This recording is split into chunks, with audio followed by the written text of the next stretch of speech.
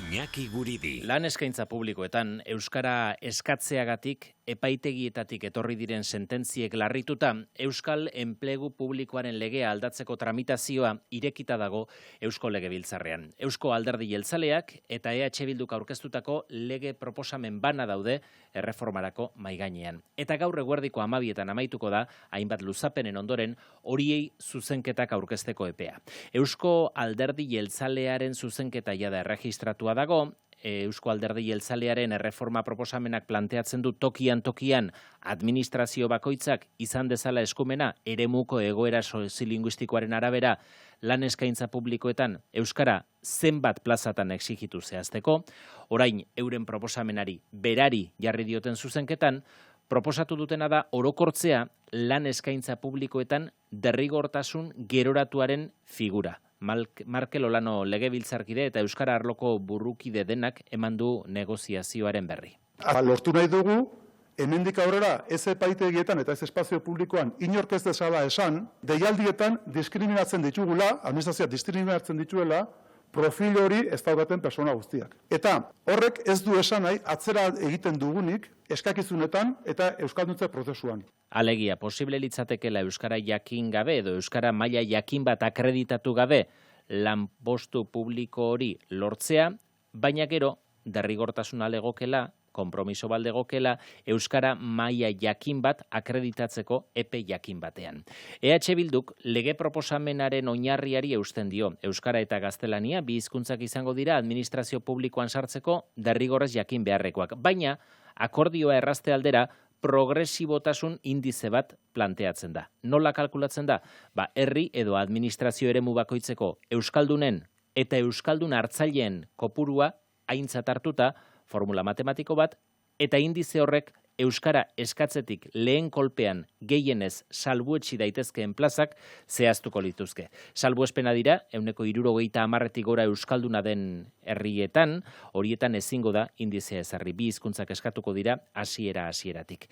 EAJari planteamendu hau maximalista iruditzen zaio, eta horrexegatik eskatu dio EH Bilduri bere proposamena, jeltzaleen proposamena ahalbidetu dezala, besterik ez bada abstentzioaren bidez, blokeoa saiesteko. EH Bilduri egiten diogun proposamena da, ahalbidetu dezala gutxienez abstentzio batekin gure proposamena, eta gero, ardezagun denbora bat, ebaluatzeko horren ibilbidea.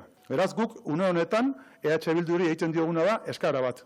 Bakoitzak bere posizioa mantentzen balin badu mugimenduri gabe, goatz, azkenean, blokeo egoera oso importante batea. Jeltzaleek eskaini dutena da lankidetza, lege erreformaren bilakaera eta epe ertainera emaitzak aztertzeko eta orduan behar balitz aldaketak egiteko. Aitortu dute, Euskadiko Alderdi Sozialistarekin ez dagoela une honetan elkarrizketa biderik irekita. Gurekin dugu faktorian Josu Astiria, EH Bilduren hizkuntza normalkuntzarako idazkaria eta legebiltzarkidea. Astiria jauna, egunon. Egunon. Entzun dugu enplazamendu zuzena egin dizu Eusko Alderdi Jeltzaleak, zuen erreforma proposamena etzaile bideragarri iruditzen, beraz ez dute babestuko, baina eskatu dizuete eurena, besterik ez baldin bada abstentzioarekin, onartzen laguntzeko blokeo egoera saiesteko. Prest zaudete horretarako? Gure ustez, planteamendu hau ez da, benetan esaten dut, ez da serioa. Ez da serioa jokabide hau, ez? Orain aste bete geratu ginen, esan ziguten, jabeteak itxaroten egon eta gero, akordio bat aurre eramateko esploratzeko prest zeudela, eta emendakinen ondoren batzorde formal bat osatuko genuela, eta bilera formal bat egingo genuela gure ekipoarekin, eta ara non, atzo jakiten dugun, gure abstentzioa eskatzen dutela, inongo negoziaketarik martxan jarri gabe, berain proposamena guri aurkeztu gabe, ze guk orain dela hilabete pasa genien gure proposamena zehatza eta ezagukagu horren erantzunik, eta nahi dute akritikoki abstentzioa, eta guretzat hori ez da ulergarria, eta nik behintzat politikagintzan ez da eramat denbora asko, baina ez zaiti iruditzen logikoa jokabide modua. Demagun, atzo nerea korta jarena eta biok ateratzen garela, bai? Eta esaten dugula,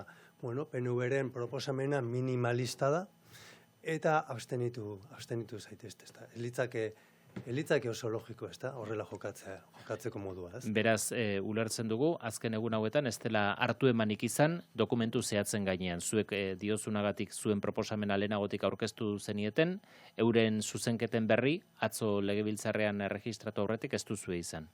Ez, geratu ginen, emendakinen epea amaitu eta gero bat, bilera formal bat egingo genuela, bakoitza bere ekipoarekin, eta orduan hasiko ginela, ez, hitz egiten, eta gainera, hori da prozesura, hori da prozedura parlamentarioa. Orain ponentzia bat martxan jarriko da, alderdi guztiak egon gora bertan, emendakinak sumarrek eta alderdi sozialistak ere egin dituzte, beraiekin ere egin nahi dugu guk akordioa, beraiek ere izan behar dira soluzioaren parte, beraz hori izan behar du prozesua, eta gero ikusiko da zein den emaitza. Baina hori amaieran, prozeduraren emaitzan, prozesuaren emaitzan, elkarrekin hitz egin da gero, gure argudioak, elkarren argudioak entzun eta gero, adituek zer esan duten eta zer esaten duten entzun eta gero, ze adituek oso garbi esan dute gauza bat, eta da, EH Bilduren proposamena dela segurtasun juridiko handiena ematen duena. Eta aditu bakar batek ere ez du EAJaren proposamena ontzat go. Are gehiago, gaur parlamentuan auzitegi konstituzionalera joango diren magistratuak hautatuko dira. PNVek proposatzen duen hautagaia, Xabier Arzoz, konparezentzia batean egon zen, eta esan zuen EAJaren proposamenak ez zuela segurtasunik juridikorik ematen. Eta partxe bat zela, hau da, PNVren hautagaiak, Xabier Arzozek auzitegi konstituzionalera joango denak, esaten du EAJaren proposamenak ez duela segurtasun juridikorik eta partxe badela. Beraz, gauzak nahiko argi daudela uste dut. Edukiari begiratzen baldin badiogu, ikusten dugu bi zuzenketetan, bi proposamenetan, derrigortasun geroratuaren figura hori. Zuek progresibotasun bat aipatzen duzue, progresibotasuna eta malgutasuna, formula bat, kalkulatzeko zenbat plazatan geroratu daiteken euskara eskakizuna. EAJak ere planteatzen du derrigortasun geroratu bat. Hor egon daiteke elkar ulertzerako bide batera iristeko aukera? Ba, egu saiakera, horregatik egin dugu saiakera hori, ez? Guretzako garbi dagoena da, segurtasun juridikoak ematen duena dena da arau garbi bat egotea. Eta arau garbi hori da, lanpostu guztietan bi hizkuntzak eskatuko direla, ez? Ze orain arte justifikatu garra zegoen zen plazetan egongo zen euskara. Eta interpretazio desberdinak ematen zituen eta hor zegoen arazoa, ez? Eta bi hizkuntzak sarbidean jakin behar direla arauan sartzen baduzu, ez dago interpretaziorako aukerarik, ez? Eta hori jasota dago Galizian, hori jasota dago Katalunian eta inbastokitan, ez? Baina, bai esaten ziguten juristek, proportzionaltasun irizpide batzuk txertatzea komeni zela, eta horregatik jarri dugu progresibotasun indizea. Eta eman dioguna da, buelta, derrigortasun indizeari, eta gero, instituzio bakoitzari ematen diogu eguneko bat, azkarrago joan nahi duenak azkarrago joan dadin, eta motelago joan nahi duenak motelago joan dadin, ezta? Eta horrek gure ustez hartzen ditu bi elementu importante batetik Eusko Alderdi Jeltzalearen proposamenarenak, instituzioa irakundei autonomia eman nahi diena, eta bestetik Alderdi Sozialistaren proposamenak berak indize bat proposatzen zuelako, ezta? Eta guk indize hori sortu dugu. Gaur eguerdian amaituko da zuzenketak aurkezteko epea, eta horren ondoren zuk aipatu bezala lantaldean hasiko da lan aldi bat, ze epetakoa? Noiz arte luzatu daiteke eztabaida hau?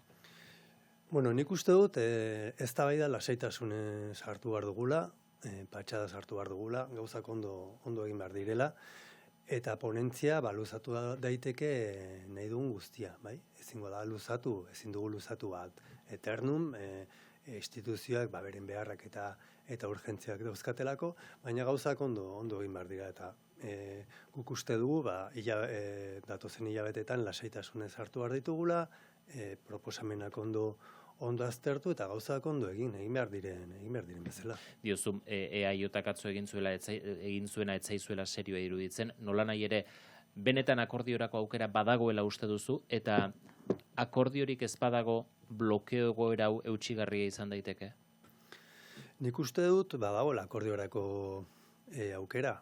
Guk hiru printzipio oinarrizkoetan egiten dugu gure proposamen, ez? Bi hizkuntzak euskara eta gaztelaniak behien artean berdintasun efektiboa behar dela, hizkuntza eskubideak funtsezko eskubideak direla, eta aplikazio malgu bat egon behar dela, ez? Eta printzipio horretan nik uste dut adostasunera iritsi gaitezkela, ez?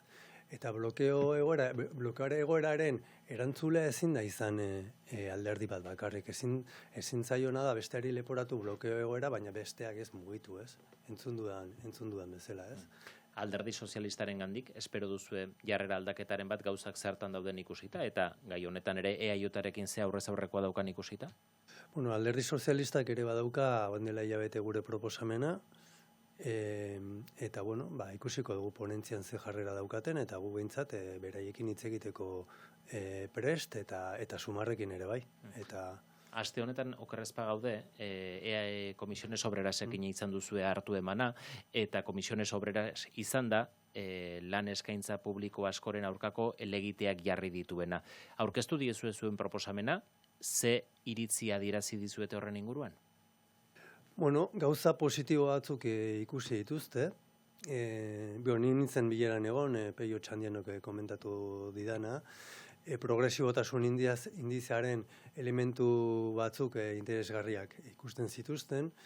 Beraiek bi hizkuntzak sarbidean sartzearena ez dute garbi ikusten, hasieratik esan diguten bezala, baina bai onartzen dute, hizkuntza eskubideak errespetatu behar direla, eta guk uste dugu ez dutela ere zalantzan jartzen administrazio elebidun batera iritsi behar dugula, ezta? Beraien ekarpenak egingo dizkigute, eta ikusiko dugu. Bilera horretan ere euskara ikasteko eskubide subjektiboaren lege proposamena, beste lege proposamen bat prest daukagu aurkeztu genien, eta hori oso positiboki baloratu zuten. Bai, oso Astiri, EH Bilduren hizkuntza normalkuntzarako idazkaria eskerrik asko gaur Euskadi Irratira etortzeagatik. Bai.